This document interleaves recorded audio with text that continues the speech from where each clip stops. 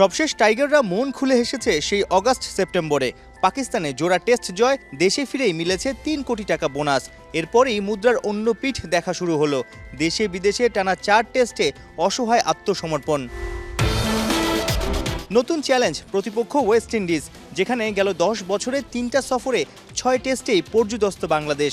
এবারের প্রথম ম্যাচের ভেন্যু অ্যান্টিগাতে আবার টেস্টে বাংলাদেশের সর্বনিম্ন ৪৩ রানে অলআউটের দুঃখস্মৃতিও আছে। সাবেক অধিনায়ক ও সাবেক নির্বাচক হাবিবুল বাশার তবুও বাঘেদের নিয়ে আত্মবিশ্বাসী। ওই কন্ডিশন অনেক খেলেছেন, আপনি ক্যাপ্টেন্সি করেছেন, টেস্ট সেঞ্চুরি আছে। অ্যান্টিগাতে আসলে কোন স্ট্র্যাটেজি দিয়ে বাংলাদেশে খেলা উচিত টেস্ট? এর আগের যে খেলাগুলি হয়েছে, এর আগের যে উইকেটে আমরা কম রানে আউট হয়েছিলাম, সেটা উইকেটটি ডিফারেন্ট ছিল। আমার মনে হয় না তারা এখন আমাদের সেরকম উইকেট দেবে, কারণ আমাদের ফাস্ট বোলিং ডিপার্টমেন্ট এখন যথেষ্ট ভালো। যদি সেরকম উইকেট দেয়, আমরা মনে হয় সেটাকে আমরাও ভালোভাবে ইউজ করতে পারবো। তো আমি এক্সপেক্টিং যে এবার উইকেটটি ডিফারেন্ট হবে। আগে যা হচ্ছে সেটা তো হয়ে গেছে।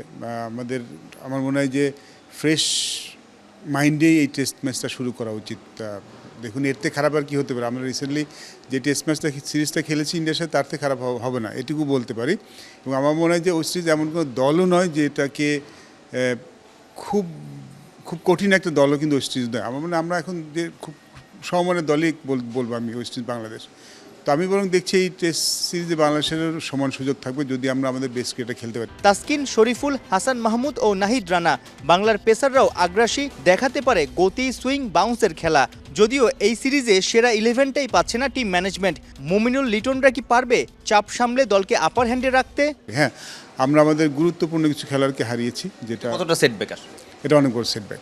মুশফিক রহিম এবং নাজমুল হোসেন শান্ত দুজনই আমাদের খুব ইম্পর্টেন্ট প্লেয়ার ব্যাটিংটা যেখানে আমরা স্ট্রাগল করছি, আমাদের মূল সমস্যা তো ব্যাটিং নেই, টপ অর্ডার ব্যাটিং নেই, সেখানে আমাদের গুরুত্বপূর্ণ দুজন খেলোয়াড় খেলছে না, যেটা আমাদের অনেক বড় setback. But it's a opportunity for others also, যারা তাদের জায়গায় খেলছেন তাদের একটা সুযোগ, সেটাকে ভালোভাবে ব্যবহার করা। এবং সেটা যদি করতে পারি, ব্যাটিংটা ইম্পর্টেন্ট হবে এই টেস্ট ম্যাচটাতে। প্রথম টেস্ট ম্যাচে ব্যাটিংটা ইম্পর্টেন্ট হবে। যদি আমরা ব্যাটিং ভালো করতে পারি, আমাদের বোলিং সাইডটা কিন্তু ভালো।